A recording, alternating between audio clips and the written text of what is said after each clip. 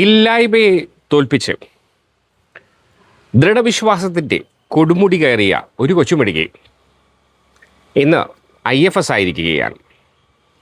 വിദ്യാർത്ഥികൾക്കും കുഞ്ഞുമക്കൾക്കും രക്ഷകർത്താക്കൾക്കും ഏറെ അഹങ്കരിക്കാം, ഓരോ മലയാളിക്കും അഹങ്കരിക്കാം.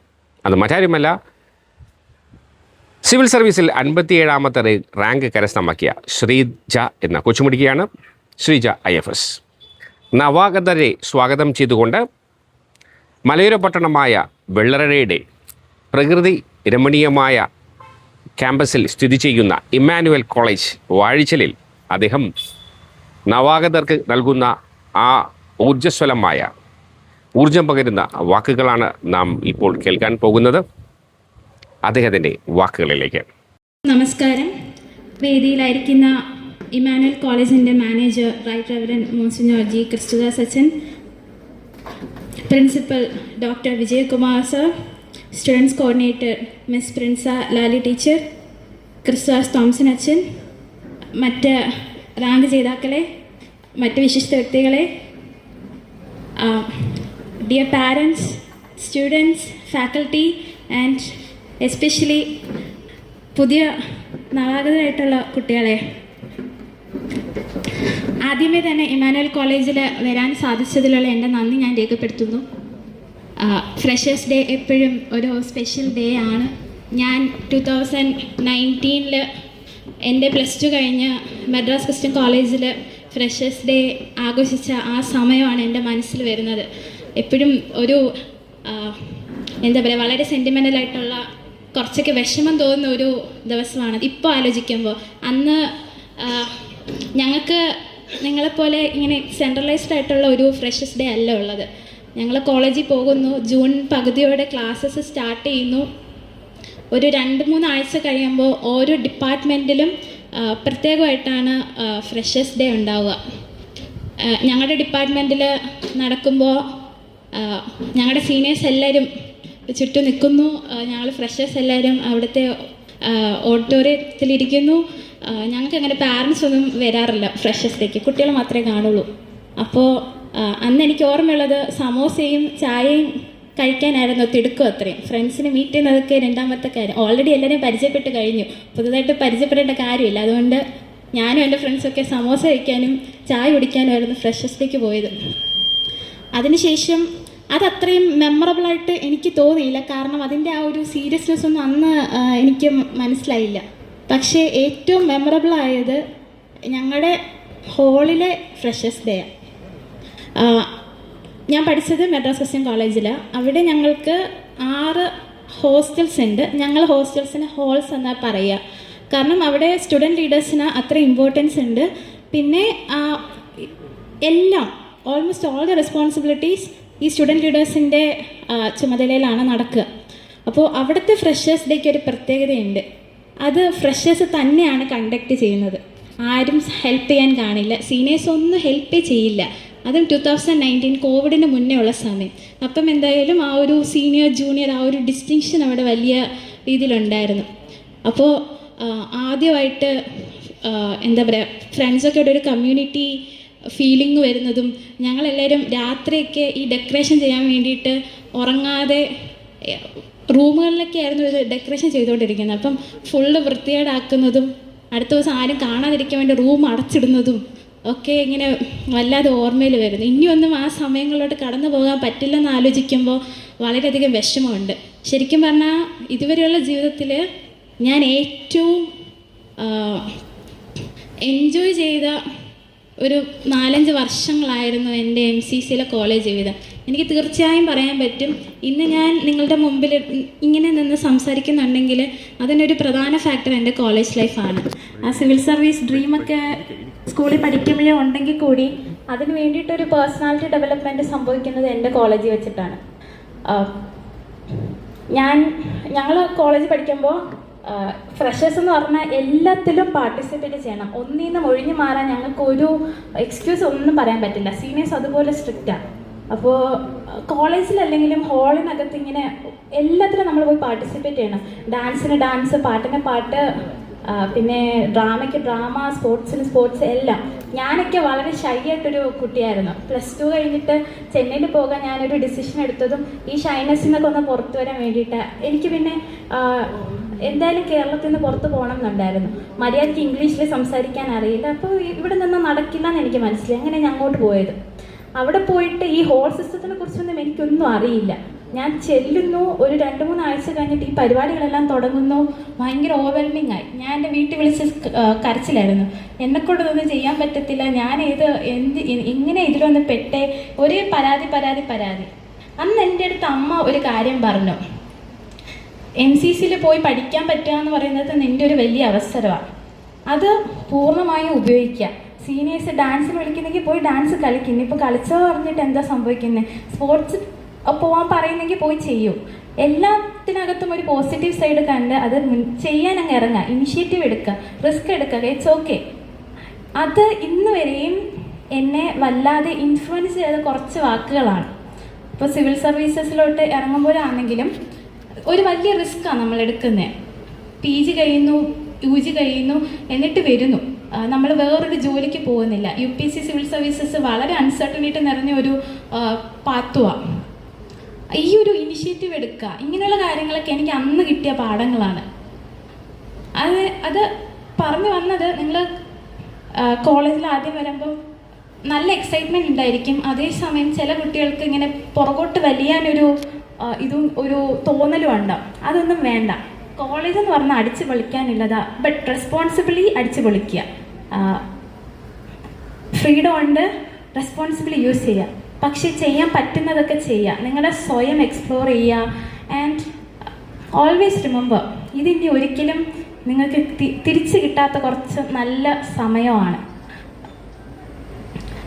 പലർക്കും ഡ്രീംസ് ഉണ്ടാവില്ല എന്നെനിക്കറിയാം, കാരണം ഞാനും ആ ഫേസിൽ കൂടെ കടന്നു വന്ന ഒരാളാണ്. But it's okay. കോളേജിലാണ് നമ്മൾ എക്സ്പ്ലോർ ചെയ്യേണ്ടത്. ഇപ്പോൾ ടീച്ചേഴ്സും കോളേജും ഇത്രയധികം ഫെസിലിറ്റീസ് നിങ്ങൾക്ക് പ്രൊവൈഡ് ചെയ്യുമ്പോൾ make use of everything, every opportunity you get, every chance you get to become better version of yourself. ഞാൻ കോളേജിൽ പഠിക്കുമ്പോൾ ഇതിനെക്കുറിച്ചൊന്നും വലിയ ധാരണ അങ്ങനെ ഇല്ലായിരുന്നുവെങ്കിലും ഞാൻ മനസ്സിലാക്കിയ ഒരു കാര്യമുണ്ട്.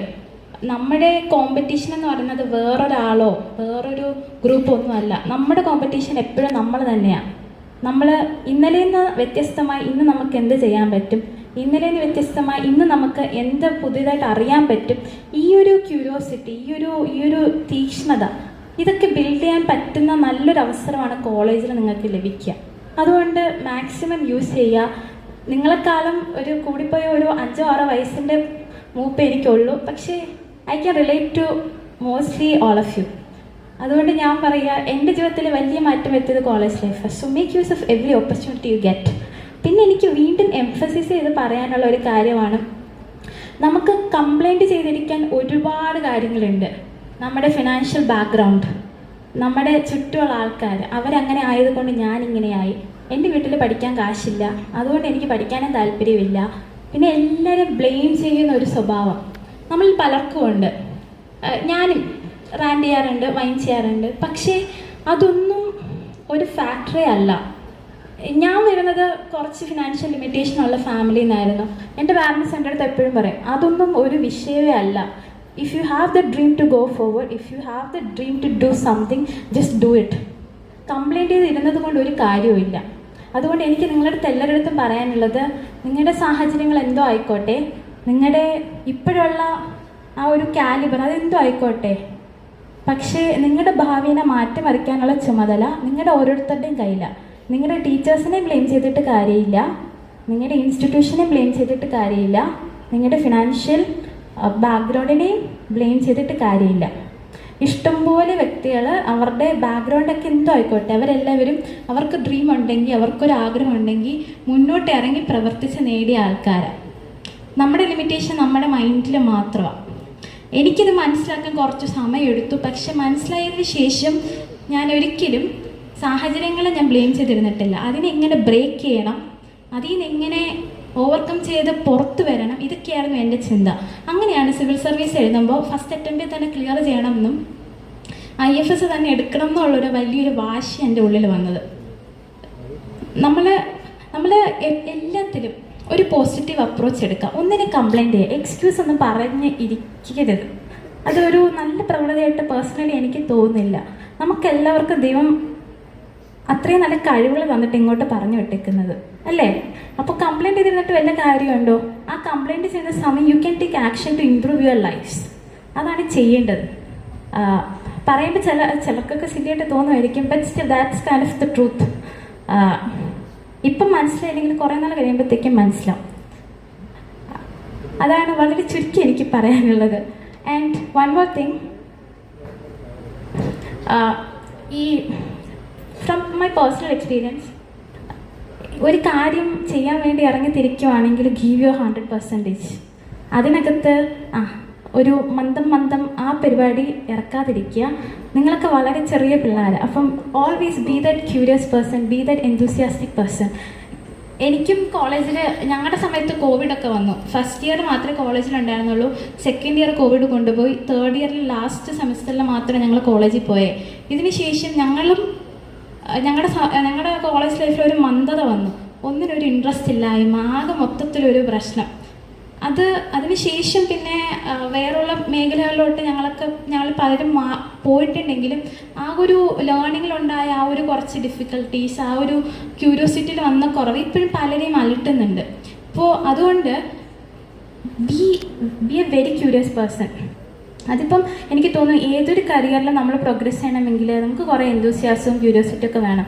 റിസ്ക് എടുക്കാനും എല്ലാത്തിലും ചാടി നിൽക്കുക, ഇനിഷ്യേറ്റീവ് എടുത്ത് മുന്നോട്ട് നിൽക്കുക, ഇതൊക്കെ വളരെ വേണ്ട കാര്യങ്ങൾ. അതുകൊണ്ട് please be that curious person, be that enthusiastic person in your crowd. Peer ഗ്രൂപ്പൊക്കെ നിങ്ങൾക്ക് ഉണ്ടാവും, ഫ്രണ്ട് സർക്കിളൊക്കെ ഉണ്ടാവും. Make wise decisions. വളരെ ഇമ്പോർട്ടൻ്റ് ആയിട്ടുള്ള കുറേ കാര്യങ്ങളാണ്. കോളേജിൽ കിട്ടുന്ന ഒരു പ്രത്യേക ലെവൽ ഓഫ് ഫ്രീഡം ഇനി മേ ബി നിങ്ങളുടെ പുറകെ ആരും ഇനി നടക്കാൻ ഉണ്ടായെന്ന് വരില്ല. നിങ്ങളുടെ ബിഹേവിയർ കൺട്രോൾ ചെയ്യാനോ റെഗുലേറ്റ് ചെയ്യാനോ ഒന്നും ചിലപ്പോൾ ആൾക്കാരുണ്ടായെന്ന് വരില്ല. നിങ്ങളുടെ ജീവിതം നിങ്ങളുടെ കൈകളിലാണ്. So be very responsible when you exercise that freedom. ഇത് പറയാൻ കാരണമുണ്ട്. ഞങ്ങളുടെ MCCയിൽ വളരെ ലിബറൽ ആയിട്ടുള്ളൊരു കോളേജാണ്. സൗത്ത് ഇന്ത്യയിൽ one of the most liberal colleges എന്നാണ് വിശേഷിപ്പിക്കുക. ഞങ്ങളുടെ അടുത്ത് ഇങ്ങനെ ഓറിയൻറ്റേഷന് ക്ലാസ് തുടങ്ങുന്ന ദിവസം തന്നെ ഞങ്ങളുടെ അടുത്ത് പ്രിൻസിപ്പൾ പറയുന്ന ഒരു കാര്യമുണ്ട്. നിങ്ങൾ MCCയിൽ വന്നത് it's not a coincidence, it is a incident and you have lot of freedom. Either you can become good or you can go worse. Nobody will be there to control you. There will be disciplinary actions, but at the end of the day, decision is on you. അപ്പം ഈ കോളേജിലും എനിക്ക് തോന്നുന്നു കോളേജിൻ്റെ ആ level of freedom എല്ലാം നിങ്ങൾക്ക് ഉണ്ടായിരിക്കും. Use that freedom very responsibly. Because ഈ 3 വർഷം കഴിഞ്ഞിട്ട് നിങ്ങൾ ജോലിക്ക് പോകേണ്ട ആൾക്കാരാ, ഹയർ എഡ്യൂക്കേഷന് പോകേണ്ട ആൾക്കാരാ. ആൻഡ് എല്ലാവരും പറയുന്ന പോലെ future is in our hands. ഇല്ലാതെ എല്ലാ പരിപാടിക്കും പോയി മൊത്തത്തിൽ അലമ്പായി കഴിഞ്ഞിട്ട് 3 വർഷം കഴിഞ്ഞിട്ട് അയ്യോ എൻ്റെ കോളേജിൽ പോയി 4-5 പേപ്പർ കിട്ടാനുണ്ട് എന്ന് പറഞ്ഞിരിക്കുന്നു എന്ന നല്ല പ്രവണതയല്ല. So use that freedom very responsibility. ഫ്രഷേഴ്സിലേക്ക് എനിക്ക് പ്രത്യേകം പറയാനുള്ള കാര്യം അതാ, ഫ്രീഡം വൈസായിട്ട് യൂസ് ചെയ്യുക. ആൻഡ് സിവിൽ സർവീസസ് എഴുതാൻ ആഗ്രഹമുള്ള ആരെങ്കിലും ഉണ്ടെങ്കിൽ പ്ലീസ് ആ ഡ്രീമിനെ വളരെ അലൈവായിട്ട് വെക്കുക. അതിന് പറയാനൊരു കാരണമുണ്ട്. ഞങ്ങൾ പൊളിറ്റിക്കൽ സയൻസ് പഠിക്കുമ്പോൾ പൊതുവേ ഒരു കൺസെപ്ഷൻ എന്ന് പറയുന്നത് എന്താ, പൊളിറ്റിക്കൽ സയൻസ് പഠിക്കുന്നത് രാഷ്ട്രീയ പൊളിറ്റീഷ്യൻ ആവാനാണ്. ആക്ച്വലി രണ്ടും തമ്മിൽ വലിയ ബന്ധം അങ്ങനെ പറയാൻ പറ്റില്ല. പൊളിറ്റിക്കൽ സയൻസ് പഠിക്കുന്ന പല ആൾക്കാരും പൊളിറ്റിക്സിൽ നിന്ന് അങ്ങ് മാറിപ്പോവും. ഞങ്ങളുടെ കോളേജിൽ പൊളിറ്റിക്കൽ സയൻസ് എടുക്കുന്ന ആൾക്കാരെടുത്ത് ഒരു 90% ആൾക്കാരെടുത്ത് നമ്മൾ പേഴ്സണലി പോയി ചോദിക്കുക എന്താ നിങ്ങളുടെ ഡ്രീം എന്ന് ചോദിച്ചാൽ എല്ലാവരും പറയും to become civil servant, we took political science. But you know what happens afterwards? 3 വർഷം കഴിയുമ്പോഴത്തേക്കും സിവിൽ സർവൻറ്റ് പോയിട്ട് ഒരു ഡ്രീമും ഇല്ലാത്തൊരവസ്ഥ. എന്തിനോ ഏതിനോ വേണ്ടി കോളേജിൽ വന്നു കഴിഞ്ഞു. ആൻഡ് ആരും അങ്ങനെ സിവിൽ സർവീസിലോട്ട് അങ്ങനെ പോവാറുമില്ല. So like if you have the dream, അതിനെ you have to keep it alive and then you have to work for it. Okay, നമ്മുടെ ഈ കോളേജിൽ നിന്ന് ഒരുപാട് സിവിൽ സർവൻസ് മാത്രമല്ല വേറെ നല്ല നല്ല കരിയറിലോട്ടൊക്കെ നിങ്ങൾ പോകണം. ആൻഡ് ഈ ഇലുസ്ട്രിയസ് അലുമിനി എന്ന് പറയുന്ന ഒരു ടാഗ് ഉണ്ടല്ലോ, ഇറ്റ്സ് സോ ബ്യൂട്ടിഫുൾ. ഞാൻ സിവിൽ സർവീസ് പാസ്സായി കഴിഞ്ഞിട്ട് ആണ് എൻ്റെ കോളേജിലെ കോൺവെക്കേഷന് ഞാൻ പോയത്. മാർച്ച് 6 റിസൾട്ട് വന്നു. മാർച്ച് 28 എൻ്റെ മാസ്റ്റേഴ്സിൻ്റെ കോൺവെക്കേഷൻ. അപ്പോൾ ഞാൻ പോകുമ്പോൾ the amount of love and respect that I got from my college, that was something so special. പ്രിൻസിപ്പലിൻ്റെ റൂം ക്യാബിനിലൊന്നും നമുക്ക് ആർക്കും പോകാനുള്ള പെർമിഷൻ സ്വാഭാവികമായിട്ടില്ല. വഴി കൂടെ കാണുമ്പോഴും അപ്പോയിൻമെൻ്റ് എടുത്ത് കയറാൻ പറ്റത്തുള്ളൂ. ബട്ട് ആ ദിവസം ഞാൻ പോകുമ്പോൾ he was there to welcome me when I went to the office. And ഈ കോൺവെക്കേഷൻ്റെ സമയത്ത് നമ്മളിങ്ങനെ ഇൻട്രൊഡ്യൂസ് ചെയ്യും. എനിക്കും എൻ്റെ ഫ്രണ്ടിനും റാങ്ക് ഉണ്ടായിരുന്നു. അപ്പം they were using these terms, illustrious alumni, the proud of MCC, and to hear those words coming from our professors and to get that recognition in front of our professors, that was just beautiful. I just want all of you to experience that, the tagline of illustrious alumni or alumna coming back to alma mater. അത് നിങ്ങളുടെ ഡ്രീമും അതായിരിക്കണം. നിങ്ങൾ പഠിച്ചിറങ്ങിയ കോളേജിൽ നിങ്ങൾ chief ഗസ്റ്റായിട്ട് ഒരു ദിവസം വരും. നിങ്ങളുടെ ഫ്രണ്ട്സിനൊപ്പം അലുമിനി റിയൂണിയനൊക്കെ നിങ്ങൾ വലിയ വലിയ ആൾക്കാരായിട്ട് തിരിച്ചു വരും. എപ്പോഴും അങ്ങനെ ഒരു ലോങ് ടേം ഗോളിലായിരിക്കണം നിങ്ങൾ. And let me tell you, ആ ദിവസമൊക്കെ നിങ്ങളുടെ ലൈഫ് ലോങ് മെമ്മറീസ് ആയിരിക്കും.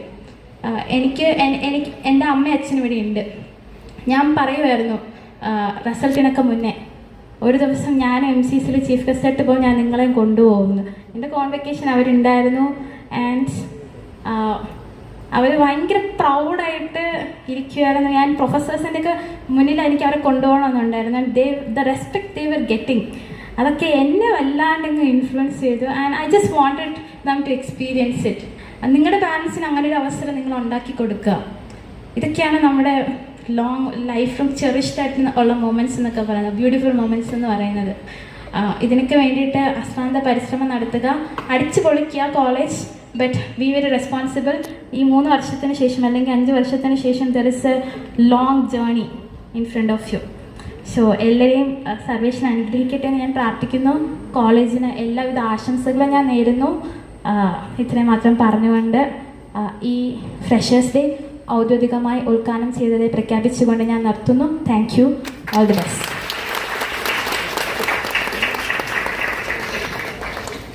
Thank you, Srija ma'am, for your inspiring words. വിശ്വാസവും ദൈവവും കൂടെയുണ്ടെങ്കിൽ എന്തും കീഴടക്കാം എന്നതിൻ്റെ ഒരു ബെസ്റ്റ് ഉദാഹരണമാണ് നാം ഇപ്പോൾ കേട്ടതും കണ്ടതും. ഇത് ഒരു കുഞ്ഞുമക്കൾക്കും ഒരു വിദ്യാർത്ഥികൾക്കും ഒരു രക്ഷകർത്താക്കൾക്കും ഊർജം പകരട്ടെ, മാതൃകയാകട്ടെ. വാർത്തകളും വിശേഷങ്ങളും ഇവിടെ അവസാനിക്കുന്നില്ല. കൂടുതൽ വാർത്തകളും വിശേഷങ്ങളുമായി നമുക്ക് വേഗം കണ്ടുമുട്ടാം. അതുവരെ എല്ലാവർക്കും നല്ലൊരു ദിവസം ആശംസിക്കുന്നു. Good luck.